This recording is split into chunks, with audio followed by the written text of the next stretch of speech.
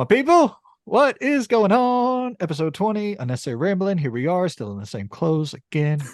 We're old dirty video game players. That's We're the mantra. we're doing a bad smoothing. We're doing a bad job smoothing. Apparently, we're getting dirty and crusty here. No smoothing for us. No, not smoothing, man. So What's up, everyone? Welcome. How are you doing, Brandon? To episode 20. We're definitely not recording these back to back. What are we talking about? definitely not recording back to back, man. Definitely not recording back to back. Jeffrey, What's for up? the next hour or so, we are going to just be discussing our history with video games. Just discussing how we got here, why we stay here, just the whole 9 yards. I gotta admit, Yeah, at this point, we've been recording for two three and a hours. half, 3 hours, something like that, and my brain is beginning to melt a little bit. But I think that might actually make for maybe a more interesting discussion as people slowly see us descend into madness. I mean, it's also because this is our first. I don't want to say, well, we have a topic, but it's also our first time that's like not just going into what we play and then the community thing. Like we're just gonna we're gonna just shoot the crap and talk, and hopefully talk about why gaming's important to us. So hey, if we did a terrible job, we've been recording for a long time and we might die. If it's a great job, apparently we need to record for 3 hours and then record just to do our episodes. So I swear.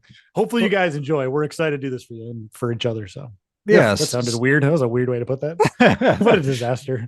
Keep smoothing. So, like I said, guys, we really don't have much preparation going into the show. We're just really going to discuss our history with gaming and why we choose this hobby. So I think that that's kind of the simplest way to kick this off, Jeffrey. Is let's go to your origin story. When did the controller pickups begin? When did you start diving into the video games? Video games. Well, one day I was born, and then I came. No, we're not going to go one of those origin stories. So, as I've said before, I think on the podcast, our ages are a little different. I'm 36, so I've been gaming for a little bit longer than you. I'm your elder, so you should respect me at all times. Thank you very much. Please do that every show now. Keep smoothing. Um, so my first gaming experience really was with the Sega Genesis. So I couldn't even tell you why or when or exactly how old I was, but I just remember one Christmas, I just got a Sega Genesis. I don't really remember playing video games before that. I think the only game experiences, adjacent experiences, was on our old, massive, bulky computer. My dad and my mom, my sister, we would just like play these like random little like educational computer games, if you will. I kind of remember a little bit of that, but then one Christmas we got a Sega Genesis and Sonic the Hedgehog too. And at that, I was hooked. I was hooked from then on, just blazing through Sonic levels. First time really holding a controller playing a game. I wasn't that young, so it sounds like I was a baby playing it. But my sister and I would just go through each of the Sonic levels. And for you young whippersnappers out there that can't remember, you had to either play a game all the way through or just Yeah. restart it every time. There wasn't save slots for the most part. Nintendo did incorporate that some into their games, but you had to just play a game all the way through or not or start over. And so what I remember fondly with Sega Genesis and Sonic 2 is my sister and I every Sunday morning we would sit down and play Sonic. And our goal would be to get through the entire game before we had to go to Sunday school. We could never finish it before Sunday school. So we would do that cheeky little thing where we would keep the console on because that was the only way to continue where we left off. And then we would just hope and pray that when we got back from Sunday school, we could jump back onto Sonic and continue where we left off. So that just is seared into my brain of Sonic, Sunday school, Sega. That's a lot of alliteration there. And basically my love affair with video games started with the Genesis. I played Nintendo games here and there at like friend's house, the NES. I played Mario Bros, Super Nintendo here and there, but the Sega Genesis for me was the pinnacle. Was just how I started gaming. What do you got? You got a question? Looks like. Yeah, I have a question. How was that decision made? Was there someone in your family that was like, was your dad into games and he wanted something from the Sega? How did the Sega come into your house opposed to the Nintendo? I'm curious about that. Well, because I'm old and decrepit now, I can't remember things. My mind is going, and we've recorded 3 hours. I honestly, when I was looking back on this, I couldn't remember why we got it. To be honest with you, like I don't know if there was a conscious decision. My parents are older. They were older parents at the time, so they didn't play games. Like it wasn't we weren't a gaming family. I just remember maybe I asked for, maybe I had a buddy that had one. I don't know. I just Yeah. remember one Christmas we got the Genesis, and that was just what we had. And as a kid, unless you have money, which is not like I did, then you just kind of have what you have, right? So the Right. only gaming I remember before that is again just like educational games on the computer. But beyond that, there was no like console. So Genesis is where it kind of entered in, but I couldn't tell you why. And so we just kind of kept playing Sega games from there on out. Can I ask you a personal question? Absolutely not. I would never answer it. No, go ahead. how, so growing up, and we'll get into, go back and forth here in a second, but growing up, like you mentioned Sunday school, was there a restriction on what you could and could not play? Or because that's the kind of curious thing for me is if Sega was traditionally looked at as like the little, Sega does what Nintendo don't, a little bit more of a Right. mature console. A lot of people kind of understood it as. What so was there restrictions on what you could play and stuff like that as a kid? I mean that's a good question. Again, it's honestly really hard to remember details of all this stuff. I'm just not good at remembering. But the only time I really remember that being an issue or a question was Mortal Kombat. No Mm, surprise there. That was still, on the Genesis. Mortal, I think the first one was on Genesis, right? It yeah. was that era, right? So Yep.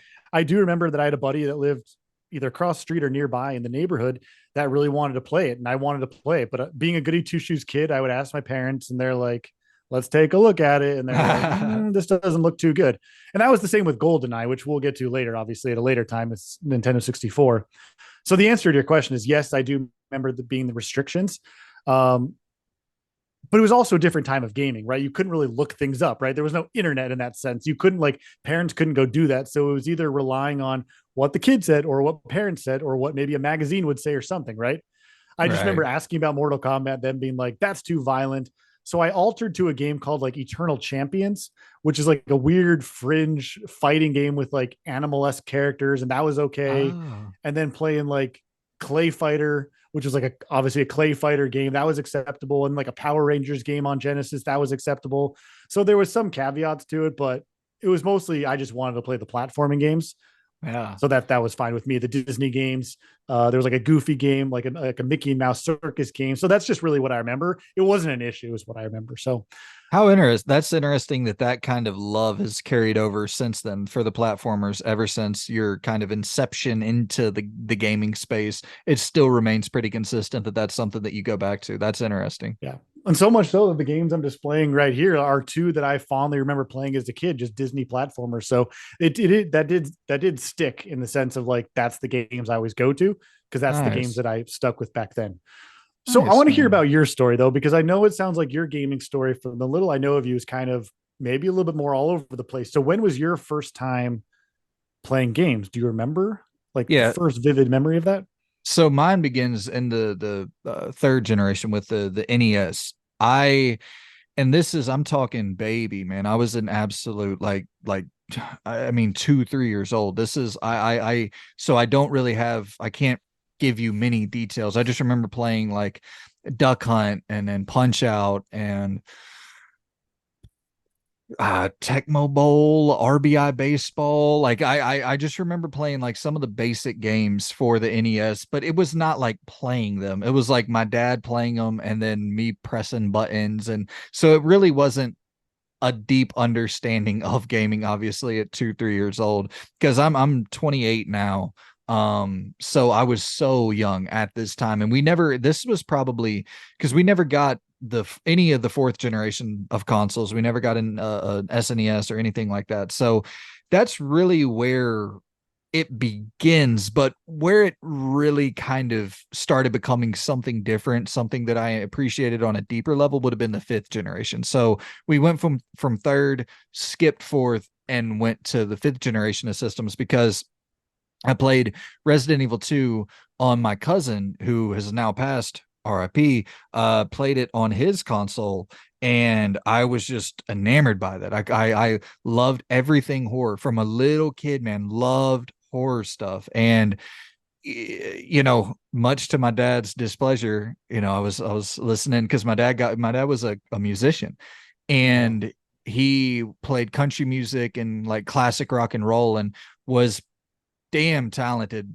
like one of the best in this entire southeastern region, and then, but well, let me be clear, one of the best bar musicians in the southeastern region. Like he, Okay. he was getting but getting paid way more than the majority of people in this region. He was making a living off of just music, which is not Wow. that's not common for a bar musician. And so whenever I started getting into Marilyn Manson and Rob Zombie, and this is like I'm young getting into this stuff, but I just loved the spectacle.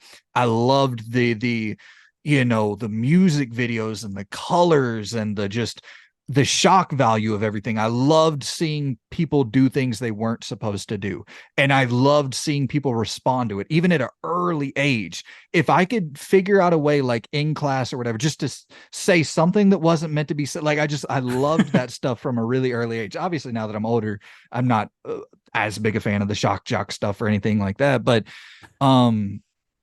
yeah, so that translates to Resident Evil 2 and the fact that I just really was enamored by this idea of having, because I missed the fourth generation, so it was a humongous leap to me seeing Resident Evil 2 at 5 years old, whatever, however old I was, and I just played the hell out of it. My cousin beat it. He unlocked the Gatling gun, the rocket launcher, so I would just go and mow through these zombies, and there was no challenge. He would help me with the puzzles and stuff. So I just got addicted to that game, played it over and over and over on his console. Then I finally got a PlayStation 1 myself one Christmas with Resident Evil 2. And my family was always, my dad hated a lot of that stuff, Grand Theft Auto and Resident Evil, but my mom was like, dude, get over yourself, you're good.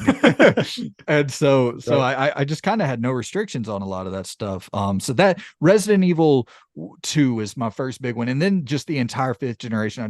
We went to Blockbuster nonstop, man. And so the Metal Gear Solids and the Twisted Metals and the Siphon Filters, and I Mhm. just played everything. And I always liked that, because that's the thing that me and my mom are actually even talking about, is I don't really have childhood memories that you should have as a child. Like I don't Mhm. have like a lot of the cartoon memories. I always liked blood and gore, and I just always liked that stuff. And I mean, I I was gonna say I don't think it shaped me negatively. I don't know, because I was massively I was rough from about 12 to 19, rough. So I don't know if that had an impact, but I like to think it doesn't.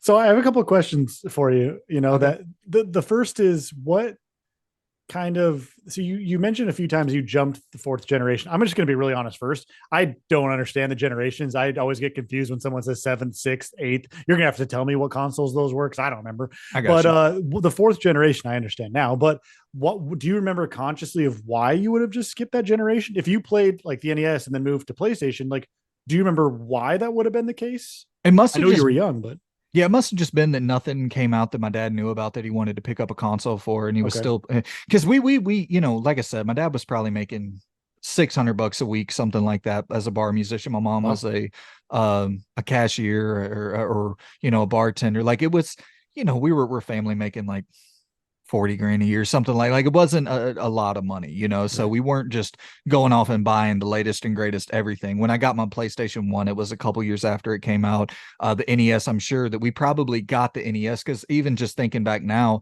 um it must have been during the fourth generation, which would have been the SNES generation, when we got the NES. So that probably would have been it.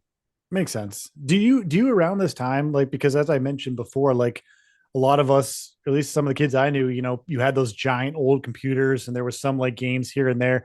Do you remember, or did you ever have like a computer that you would have played, or even remembers like at school or friends or even a family member that you would have played like any random little computer games? Because I have like three or four. I'll just say really quick, like three or four that I remember interspersed with like the whole console thing was Lego Island. I remember Lego Island for some reason always sticks in my head. There was like a sci-fi alien game called MDK.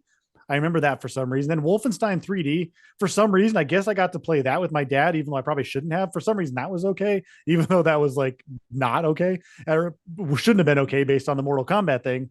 And then there was like this weird little edutainment game called Gizmos and Gadgets that I remember so fondly. So I guess did you have any of that either at school or home, of like random computer games in these times? We it's crazy because I do not remember this, but my mom talks about having a computer at the house, and I do remember buying a Sims PC game at Okay. one point. So I think that maybe, but like, I mean, Dude, I do not remember this at all. So like it probably was a thing where the computer was in the house, but I never touched it. So I have Okay. no memories of PC games whatsoever. So going to the Blockbuster thing really quick, because that's such a special era, right? Going to Yes. rent games. Like I don't obviously like people that are younger now, or if there's anyone younger watching, like there's no concept to the sense of going to Blockbuster, going to a video rental store, Hollywood Video, Family Yeah. Video, whatever, and then going and the excitement of looking at the shelf to see what games are there that you can maybe take home and play for a few days. Was there any, I know you mentioned a few before, but like, do you have really exciting, fond memories of like that excitement of going to Blockbuster? Like, what am I going to play this weekend? Like, what one or two games like really do you remember if you have any from that time? Oh, dude. I mean, I could go on with this forever. I literally we went to Blockbuster every single week. Like, and that's no exaggeration, every single week to pick up, rather be American Pie or to pick up whatever, just some silly comedy to watch with the buddies, and then to, grab some games or a game. Usually it would be like a game and a movie that we could get. And specific ones that come off the top of my brain, there's a weird one that comes to the top of my mind is Second Sight, Mm. a PlayStation 2 kind of stealthish game. I'm pretty positive that the first time I ever played Max Payne was at a Blockbuster as well. It Mm. True Crime Streets of LA and True Crime Streets of New York. I kept renting those over and over until I finished them. From Blockbuster. I shouldn't say my mom kept renting them over and over for me. Shout out to my mom, man. Shout out. But yeah, no, it was always, I mean, dude, this is gonna I can go way too long on this, so I'm gonna That's all cut it right. off. But like, I remember Narc, anything that was like a Grand Theft Auto clone. Kill Switch. There was so many memories of just picking up things from Blockbuster, and a lot of it, like Narc. I never finished that. Kill Switch. I never finished that. A lot of it was like, okay, cool. I play it for a few hours, pass the controller back and forth with a buddy, and we're like, oh, that's sick, that's sick, and then we just go right back to NBA Live 2005 and play 8 hours of a season mode while we're transferring between that and go. We had a dirt court. We dribbled the basketball so much on the ground that the grass turned to dirt, and it was perfect, man. We were out. I mean, we would be out there. I had my cousin, the same one that got me into Resident Evil 2. He was very overweight. He was probably about 350 pounds whenever he first started playing basketball with us, and he was probably my age now, maybe a little bit younger, and we were 11, 12, and he played with us because he would come and watch us because at some point my dad, uh he had some addiction issues, and so he had to go and figure that out.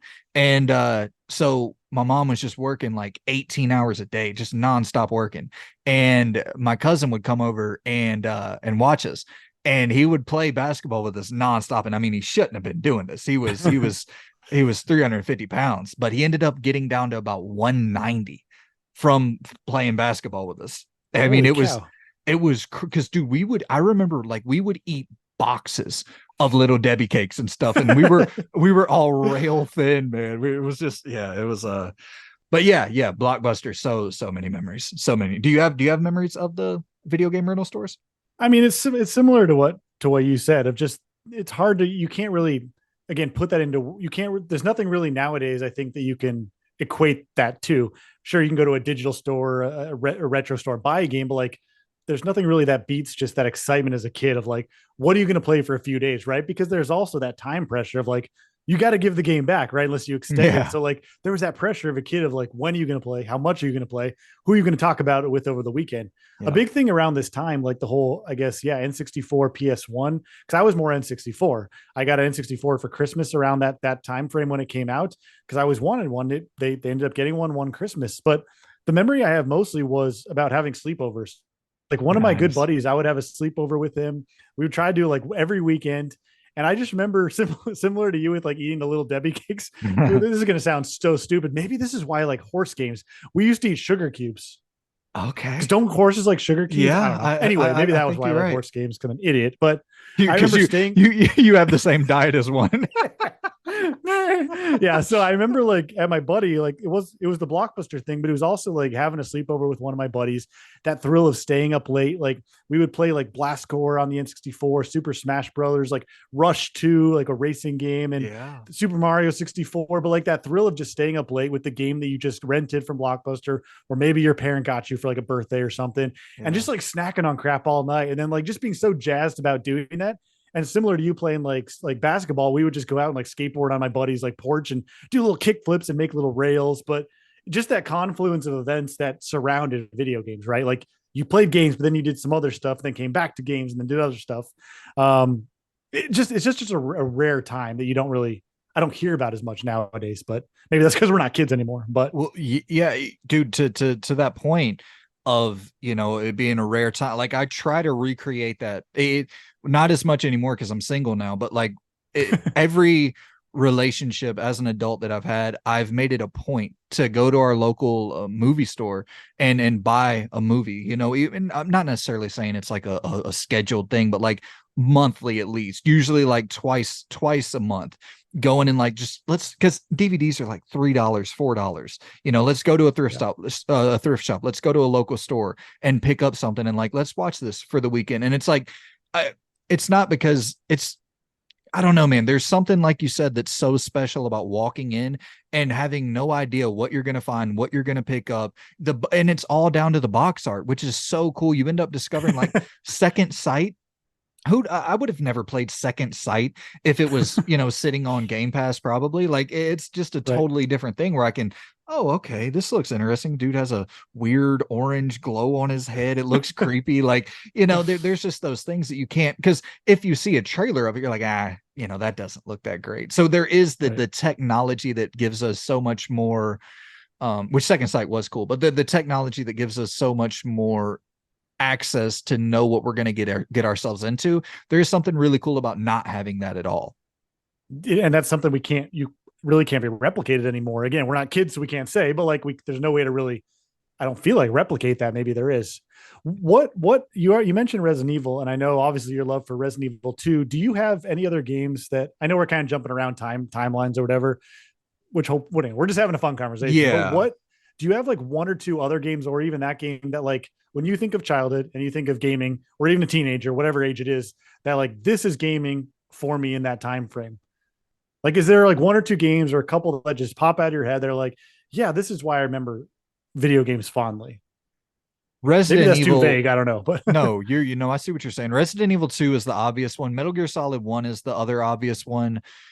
I think that, really, Crash Bandicoot was humongous to me. And once again, I try not to get overly sentimental here, but this is one that I share with the uncle who is like my really only real role model, male role model for a lot of my life. And I played the hell out of the Crash games with him, Crash Bash specifically, but I think it would be the next generation for PlayStation 2, original Xbox era. I think that would have been like when Resident Evil 2, Metal Gear Solid absolutely opened up my mind, but it would have been Grand Theft Auto 3, where I went, whoa, whoa, whoa, whoa, whoa. Everything I know has been flipped on its head. And like, I don't feel that there's limitations anymore. And then I always knew, with video games, it was like, yeah, this is an experience that you have in this condensed 5-hour window. And then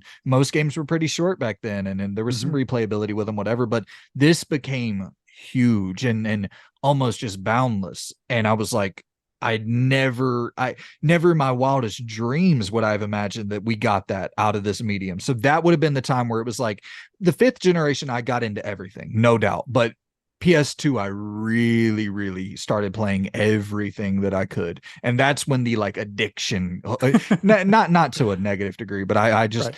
at Blockbuster, once again, at Blockbuster, I wanted to try everything. And that's still is kind of the way I play games. I want to try a little piece of everything. I want to know about everything, but Right. obviously you can't do that. It's such a cool, yeah, go ahead. Sorry. Looked like you were going to say something. Well, I was going to kick it back to you. In terms of that game changing experience that opens your eyes up to like a deeper level, a different level where you begin going, oh, I like don't understand how anybody could not want to dive all the way into this. Was there a certain game or a certain era, specific era that stands out to you on that? That's a good question. It's hard to. There's a couple things that come to mind. It's hard to. I'm gonna like skip gaps of time, but in similar to your vein of Resident Evil and how that became so important to you, I have a sort of similar story with Resident Evil, or it's not sorry, Resident with Silent Hill 2. Because Hmm. I've always been like you, even as a kid, I was always into like spooky, dark things and Halloween and all those kind of things like that. And I was like 16 and I really wanted to play. Always heard about this game, Silent Hill 2. And I was like, this looks really spooky. I probably shouldn't play. It looks like way too scary. And I was 16, by the way, at this time. So like I was definitely like, I wasn't like a kid, but like I just wanted to play Silent Hill 2. But like it looked too hard. It looked probably too dark, even for me who liked like weird, dark, like scary stuff. And another time I had a sleepover with a buddy. We were 16, went to my buddy's house. My buddy had a snake, which was, I don't know, that was weird to me and scary. But like we stayed up all night playing Silent Hill 2. And I just remember like that for me playing Silent Hill 2 all night long, fighting, the enemies, like going past the puzzles, like trying to grasp that narrative and the psychological horror of Silent Hill 2 as a 16-year-old was so crazy and it probably warped me in the wrong way, kind of like you're saying with how is all this stuff good or bad as you're growing up. But I remember that was the first time where I really remember a narrative being important. Like I Yeah. remember like walking home or like driving home, whatever it was that next day, and just being like, wow, this really stuck with me because of just that narrative. And that was the first time I remember not so much the gameplay, but just how much that can keep you hooked to a game, even when a game might be tough to get through or frustrating, because that game is really frustrating a lot of times, especially with Right. combat. But that for me was like the first time, like narratively, it made me realize how powerful games can be. And then I just wanted to seek out more story based games because really games before that, even like N64, what I played most of, there wasn't a lot of story in any of that. Like even Zelda Ocarina of Time, like had a story, but it was pretty like back burner. So Yeah. that for me was like a revolutionary time in terms of narrative. Do you have Yeah. any narrative similarities? Because I know story is so big for you. Was it Resident Evil or was there another game that really is like, man, story is so cool? Metal Gear Solid 1, Okay. undeniably, that would have been the one where it started becoming like a root. Because Metal Gear, Resident Evil 2, I skipped through a lot of the cutscenes as a kid. I was always that kid until Metal Gear Solid 1, until I played Metal Gear Solid 1. And I think my cousin specifically said he was such a great, I don't look back at this enough. He was such a great influence in me culturally appreciating like things that I wouldn't typically get into. And he would say like, sit experience this story, like check this out, because he knew I liked, thrillers and James Bond and then stuff like that. And then I was just, oh my God, I can't believe that that this is out there and this can be done in this industry. And it really, it wasn't done in that industry at that level until a couple years later, like you're saying, with the Silent Hill 2s and MGS 2s, and then even into like God of War and stuff like that. But like the cinematic presentation, Indigo Prophecy, which we talked about recently, is another one that where it was like a game changer for me in terms of the flexibility that was offered in the decision making. And I so it's weird because I took a big, this is actually, yeah, this is a decent transition. I took a big break from gaming when I got into high school. And then I think it really coincides with Blockbuster closing down, because it was just like I used to play, I mean, literally like 30, 40 games a year, probably. I was playing everything. Wow. And then when Blockbuster closed down, I, I didn't have the money. My mom didn't have the money to buy 30, 40 games a year. And then she still just got me way too much shit for us, not making great money and stuff like her for her, at the time. Mm-hmm. And I was spoiled well beyond my means, even to be a little trailer park kid. I was still spoiled in terms of my consumer behavior. I always felt spoiled, even chilling in the trailer park. But I took a big break from gaming in the seventh generation, which would have been the PS3, Xbox 360 era. And then The Wolf Among Us, I played that once again on my cousin's Xbox 360. And it was like Indigo Prophecy, but with this modern technology, great graphics, even further branching decision making. And like that was another like light bulb moment for gaming for me, where I was like, oh my God, I want to play anything and everything like this. So I went and got The Last of Us, and I, just started playing anything that was similar to that because let's stop there and we'll touch back. So I wanted to Okay. ask, have you ever taken a break from gaming? That's a man. I've been thinking about that somewhat because I know you had that period of break. Real quick, how long was your break between gaming things? Like generally speaking, I guess it like a would few have been years. It would have. Well, here's the thing. I always play games. Like I played games Okay. throughout that entire time. I played all the Saints Row games in that time. I played through all the Grand Theft Auto games in that time. I played all the sports or all the like NBA games, most of the Madden games. Like I played games, but I went from playing like 30, 40 games a year to playing like five. Okay.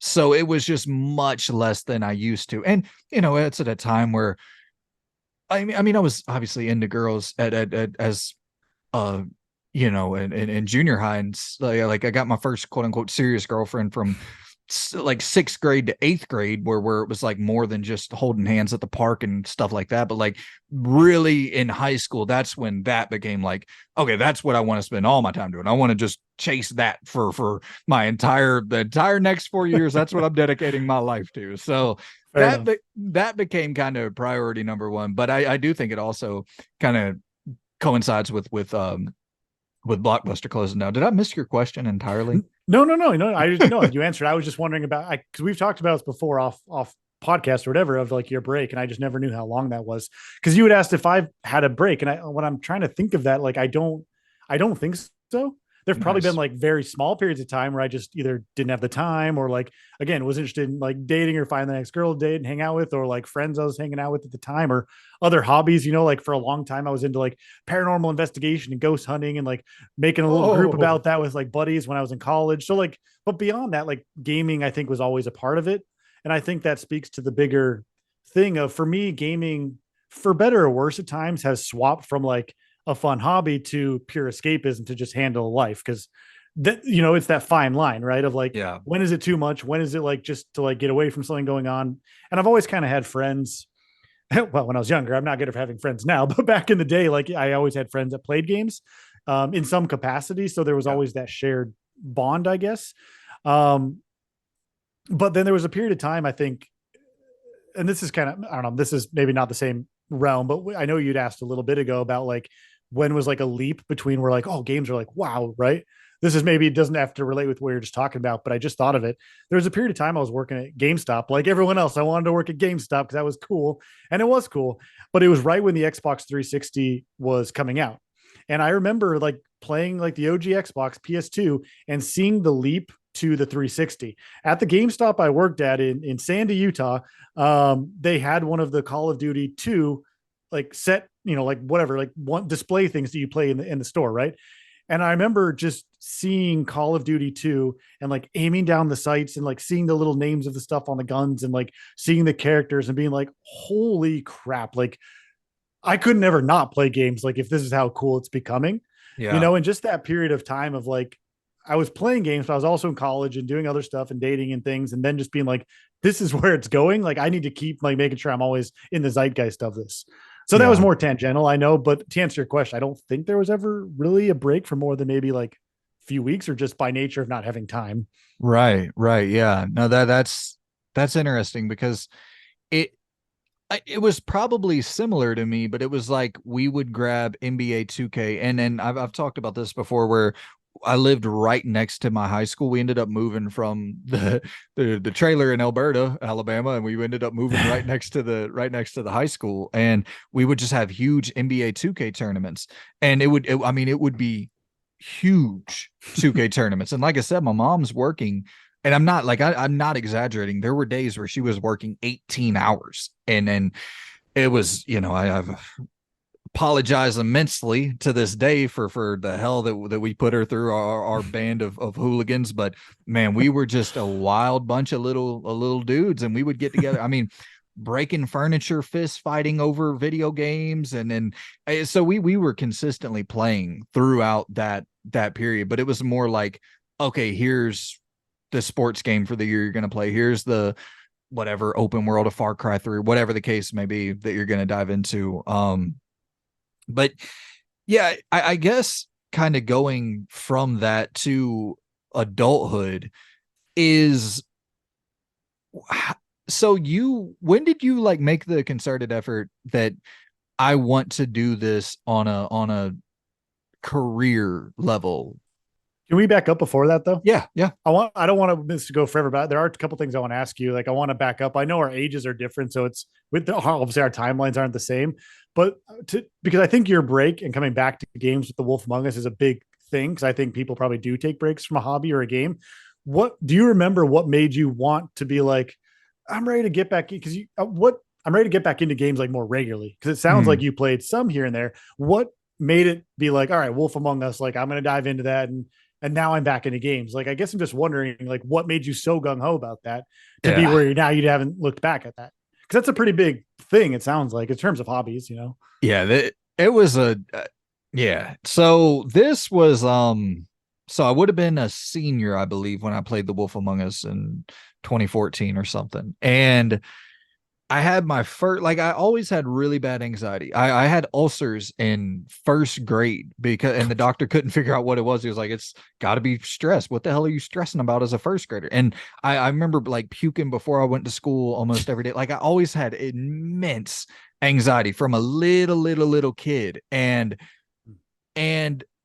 but it never got to a point where I was like panicking. Like I never felt the room closing in and the spinning and the feeling that you might faint and the heart palpitations. Like I never palpitations, however you say that. But I never experienced any of that. And then my senior prom, it all hit at once, and I felt like I could. It was like it almost felt like a superhero origin story where like my hearing I became super sound where I could hear. It felt like I could hear a pin dropping from a mile away, and it was so intensely like agonizing to have sound being like that compressed in your ear.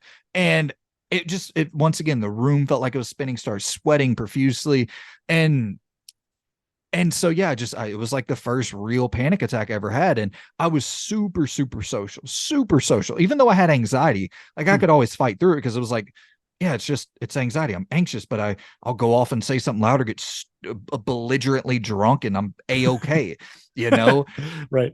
And but that changed everything. The panic Okay. attack changed everything because then it started happening every single freaking day for a long time. And it was like I did not want to leave my house, like ever, if I didn't have to. Yeah.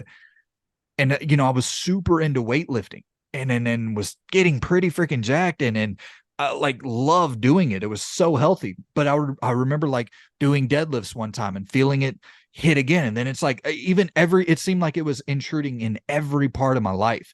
And so the only time I wasn't freaking out was whenever I was at home. But then it began intensifying there. Like if I was just Mhm. watching a movie, it was like, that's not enough. There's not enough stimulation. Figure out something to do. So I had to do something with my hands. I had to be actively engaged in something. So I was like, cool.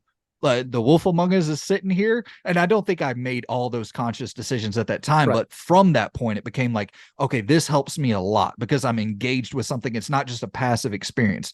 And I don't like using it as like a therapeutic excuse for why I play games so much. I think that could maybe be some bullshit of coping Right. on my end. Why I probably shouldn't be playing games as much as I do still to this day. But that's where that's where that begins for sure.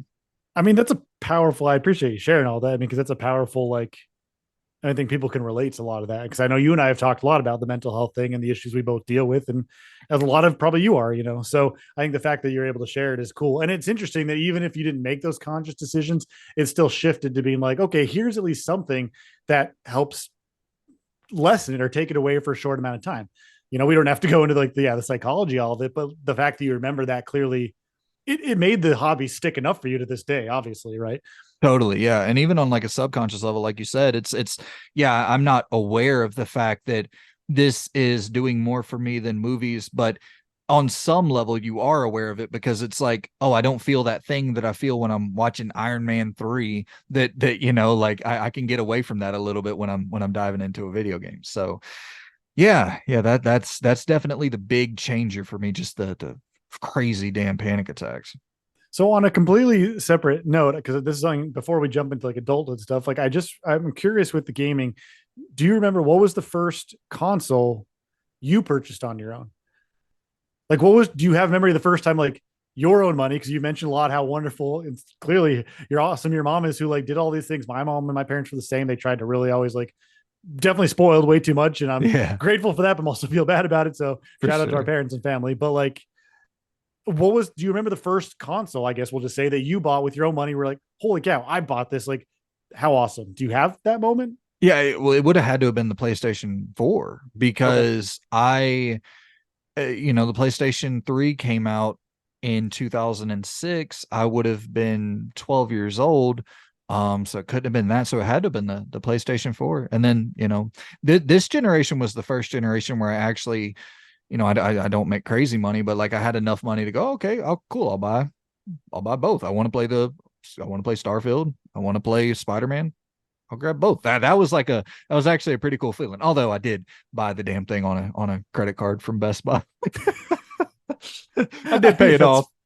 that's fine. I just didn't know if there was like when you got, we'll say your PS4, like, do you remember being like, wow, this is even cooler because it was the first one I bought like on my own, or did that not really resonate? The only reason I asked that is because I remember buying the Xbox 360 was the first. I ended up buying a PS2 on my own later, but that was just after the fact. Because I Yeah. remember getting the Xbox 360 was the first one on my own because I like did a whole midnight thing at Target and it was so exciting with one of my buddies and like it was my first time buying because I still had the consoles from when I was before or birthdays or whatever in college. So that was the first one, but I remember how much more special it was going home playing Condemned Criminal Origins, playing Burnout Yeah. Revenge. Because like, man, I got to buy this with my GameStop money and then go to Target. Ironically, go to Target to get it, but I just didn't know if you had any of that similarity with you buying your first one. Well, the PlayStation 4 launch lineup kind of sucked.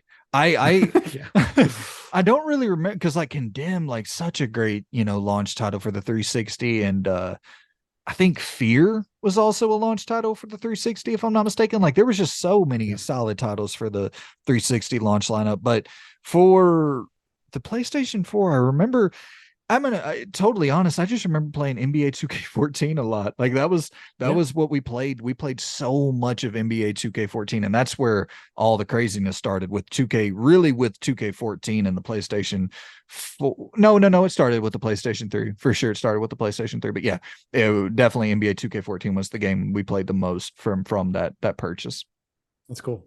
And I think it's just a big important thing when people have bought their own thing and then you can whether it's a game or a car, house, or whatever it is, I guess. But I was just curious. So now that I derailed all of the tangent you were going to go off of with adulthood, I just didn't want to miss those things because I feel like those would be fun things to hear about. No, yeah, that's definitely super important. And yeah, those generation leaps, like you said, that PlayStation 2 to PlayStation 3 or Xbox to Xbox 360, that was one of the craziest generation leaps that I ever remember seeing as well. And that was once again the generation I ended up skipping, but I'll never forget how crazy. Just once again, sticking with sports, from playing like NBA 2K6 on PlayStation 2 to playing it on the PlayStation 3 was like, golly, man, that generational leap was insane. But the question I wanted to ask you was like, when did you make it a effort in your life to say, okay, hey, I want to pursue this as a more than a passion into a career?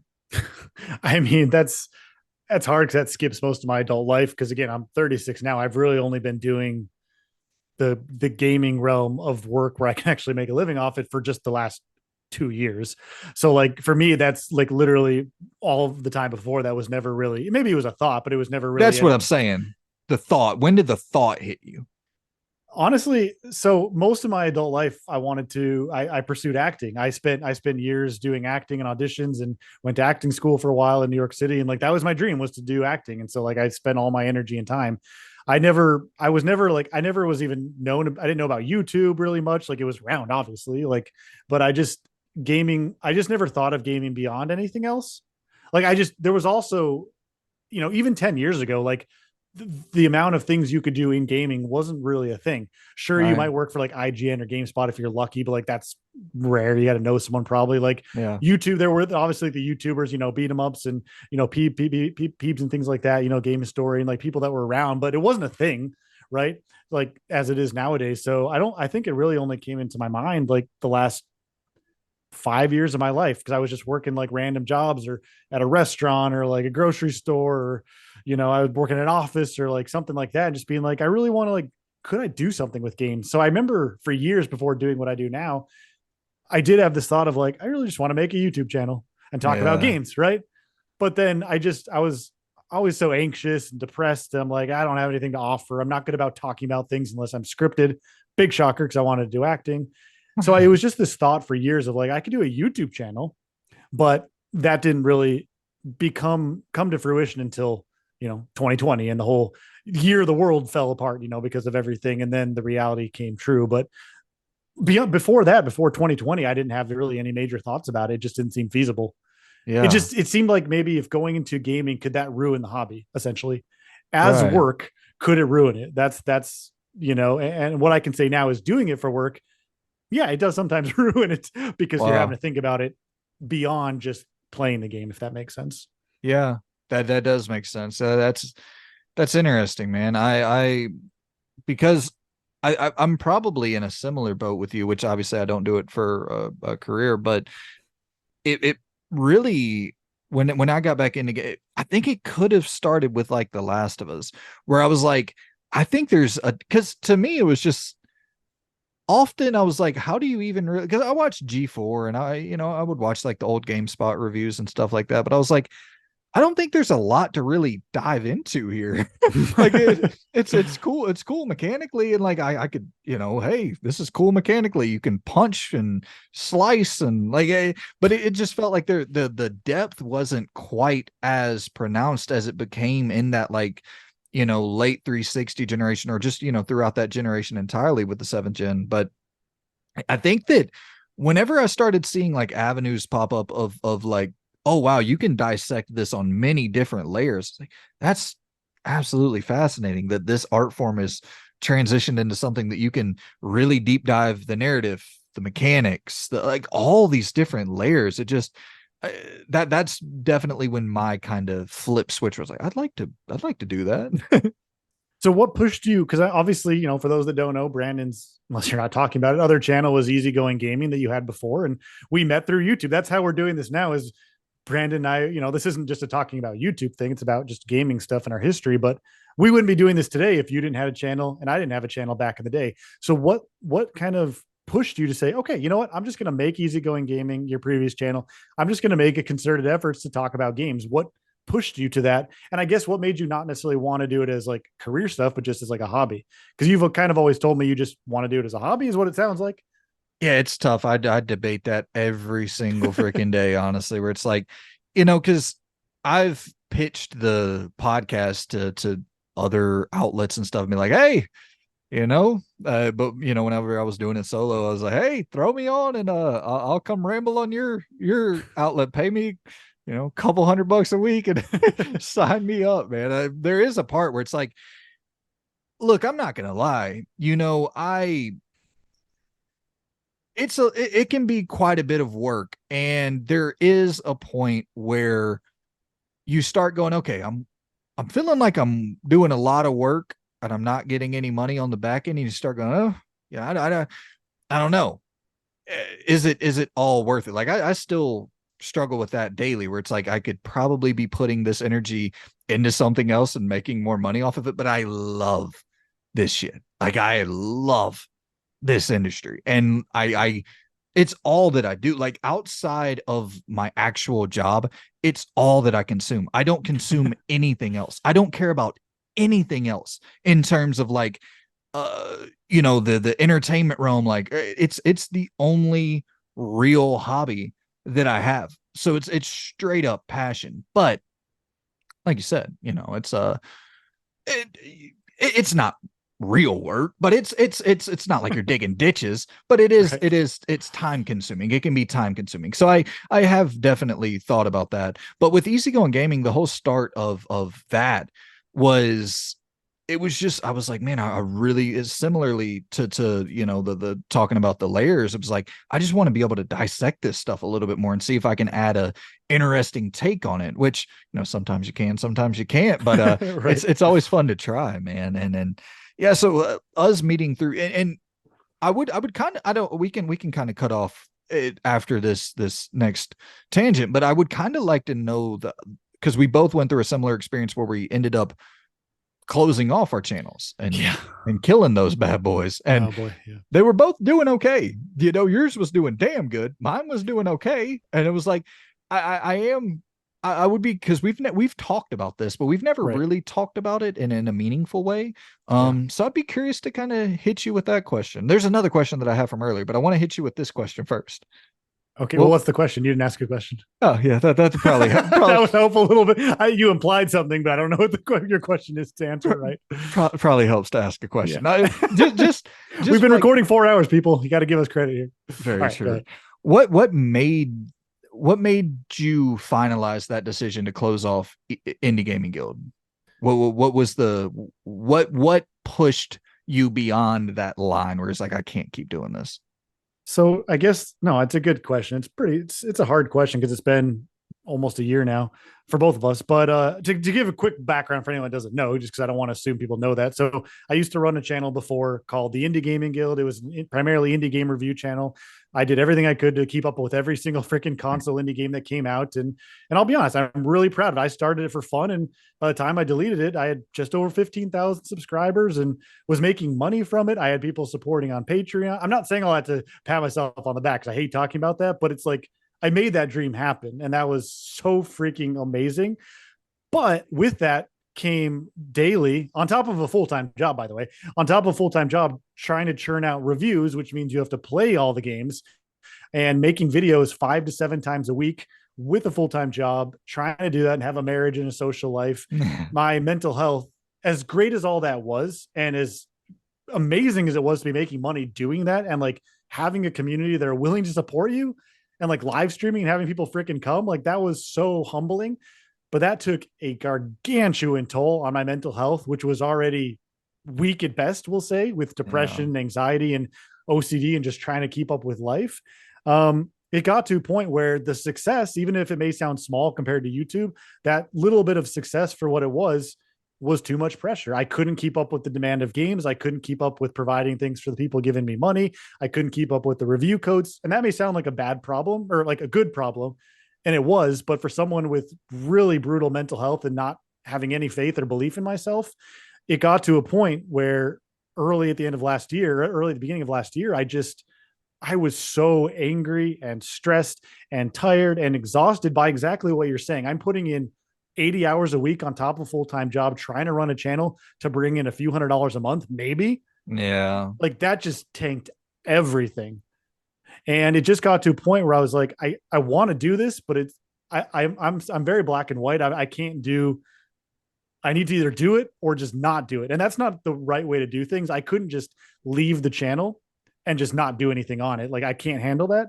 Yeah. So over the course of like, anyway, to wrap it up, over the course of like 6, 7 months, my mind just went back and forth of doing it, not doing it, doing it, not doing that, telling people on the channel I'm doing it and not doing it. And eventually I just got to a point where I was like, I will literally keep doing this, even though I hate it, unless it's gone. Gone.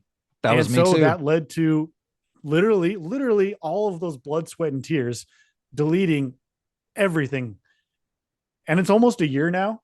And I've been going through therapy for other things, but also for that. I deeply regret it to this day that I can't look back and be like, shit, I really worked so freaking hard on that. And I don't have anything to show for it anymore. Damn. So it just, the point is, it just became about the mental health. I literally had a breakdown and I just couldn't handle it anymore. So, Yeah, damn, man. So hearing you say that, would I'm kind of getting two different things, and I would be curious to get you to clear this up in my brain. You Would you rather have it active now so you could look back on it, or if you had it active now, would you still be just pouring all your time into it? And do you think that would which would negatively impact you more, having it available and not doing it, or having it available and doing it? God, that's a tough question because I've been going to counseling for like a year now for a lot of other things too. But having learned things through that, I've learned that I think I'm confident enough now that I could have it and just have it be there and just know that I did that. Nice. But that would have only come through doing what I've done and getting rid of it and going through things. But what I will say is through this last year and all of the ups and downs of getting rid of a channel that we worked hard on, because I want to ask about you on this, that led to a big career thing. You know, I work for a major gaming channel that I'm getting paid to make videos of what I was doing before. Like, that's a massive blessing. And I'm so grateful for that every single day. And it's not always fun. It's still a job, but like, that wouldn't have happened unless I would have gotten rid of my channel, because I would have been focused on that.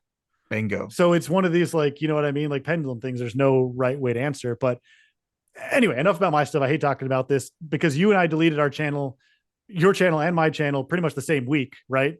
Oh, was it the same week? Maybe even like close to the same day. Cause I know, so you, to know what was on your end of it, what was the reason that you decided to ultimately close up shop? Money.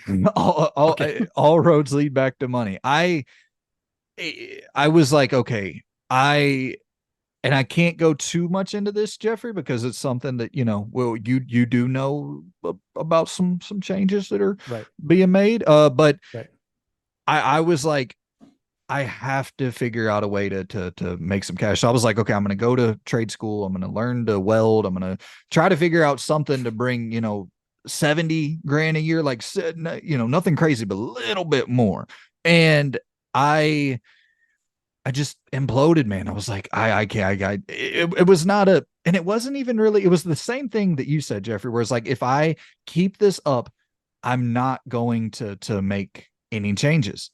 And then it results in me being like, I got to talk about damn video games. So I create another channel and I'm not making any damn changes. But, you know, a big change was made that, you know, I'm not going to go into too much here, but, you know, and so thankfully that's there. But I'm addicted to this thing. I'm addicted to this thing straight up, full stop. But here's the thing, Jeffrey, is that I've realized this is manageable to me. This is totally manageable to me. Doing this week in, week out, shooting the shit once a week and be like, hey, that's my contribution to the video game space. That's all I need it to be. I'm cool with this being the kind of outlet where it's like, played Final Fantasy 16, it rules. I played this other game, it sucks. I'm done. Have a good one, guys. Like, I just kind of like this setup. This feels like it's manageable to me. It doesn't feel like I'm, you know, racking my brain trying to come up with a new idea for a new piece of content and this and that. Like, just shooting the shit once a week about the video games and a different new discussion. Like, this isn't taxing at all, which neither was Easy Going Gaming. None of it's taxing compared. Once I, being from the South and seeing people just working out in 100-degree weather and, you know, doing construction work and this and that, I'm like, I'll never complain about any sort of work, but there is it's time consuming. I got to keep going back to that. It was just very, very time consuming. And this isn't nearly as time consuming. And this is just, I just love doing this. This is fun as hell to me. But sure, there is always that in the back of your head where, you know, I'd love to someone to come in and say, hey, here's $37,000, you know, a year. And you just record once a week and then come join our network. Sign on the dotted line. I don't give a damn where I'm going, but take me there. I'm happy to go. Well, I can speak for everyone that you do a dang good job with this, man, and you grew to where it's at, and then you've been able to make this happen. And the ideas and things that, if you guys are watching, Brandon comes up with so many of these incredible ideas, pretty much all of them. So he's the best at it. So you're doing good, man. Dude, so appreciate that, brother. I want to, unless you have another question, I want to ask one final to bring some much needed, I think, energy and positivity for a final question of this. But unless you have something else, let's get positive. All right, let's bring, because we went on a downer there, but it's okay because I think people can relate with the struggles. Everyone has mental health struggles and issues, and you're not alone. We're all dealing with something, and we got your back. But to bring some levity and more positive and smooth and energy, if you had to sum up all of your life of gaming, as a kid, teenager, adult, whatever it is, whatever time frame, do you feel like you have fonder memories of gaming as an adult, or do you have fonder memories of gaming as a kid, just in general? Like, when you think of gaming as your life, when's the fondest time that you're like, this makes me the most happy to think about gaming? That seems happy. I'm going to throw a hot take in there. I'm going to say adulthood, because I think games are just a lot better now. Oh boy. dodging the hate. I just do.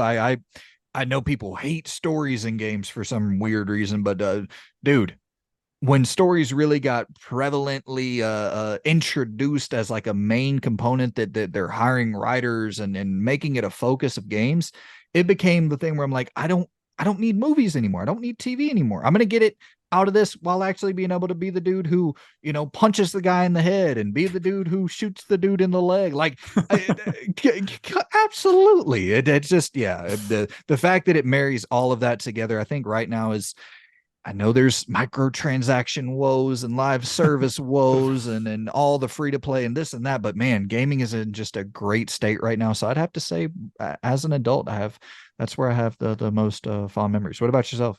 There you go. I know there was no like right or wrong answer in that. So I was just curious because it's fun to like as different, especially at different ages, to hear what our preference is.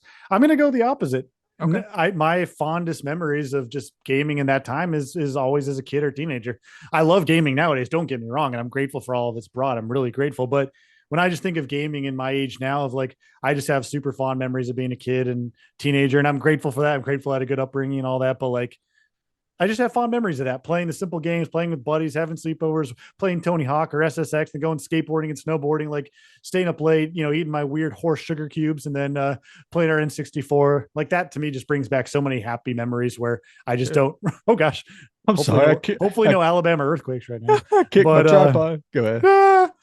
yeah, that just as a kid, that just teenager, that time just brings me back to so much nostalgia. Where most of my adult life has just been had not as much enjoyment. So yeah, so there we go. Two ends of the spectrum, which is cool. To be fair, I see what you're saying. The only thing that would push me towards adulthood for gaming is that all of my gaming as a kid, in terms of like group activities, was with sports games. So it was just Right. very, very like one track minded. It was always NBA Live, NBA 2K, Madden, UFC, boxing. Like it was never, there wasn't a great variety of what we played co-op. So I think that's probably a big reason why I would lean to adulthood. I would play the single player games by myself all the time, but no, everybody always thought like, well, what kind of weird ass shit you playing now? I always would get that. What kind of weird ass Right. shit you playing now?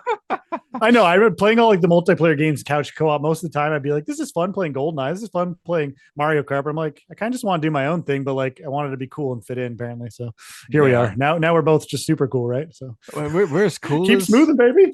the damn cubes you were eating with your horse, man. You know what? All right. You know what? Just let me like my sugar and horse cubes. All right. So, or horse cube. Wait, what's a horse cube? Never mind. We've recorded for 4 hours, guys. I think we're gonna break down and lose our minds. So we did it though. Yeah, I don't even know how long this episode. You were probably right when you said we should do individual recordings because I have no idea how long each one is or whatever. But hey, if this is a 2 hour episode, I hope you had a good 2 hours. If this is an hour episode, I hope you had a good an hour. A good an It was hour. just over an hour. We're fine. Hopefully you guys enjoyed. We're having fun. We're enjoying it. Hopefully you guys let us know in the comments, and we'll look forward to doing this more. And I don't know, other words. Life words. Have good ones. Have good lives. Have good words. See you soon. Goodbye. Hey, thanks for watching.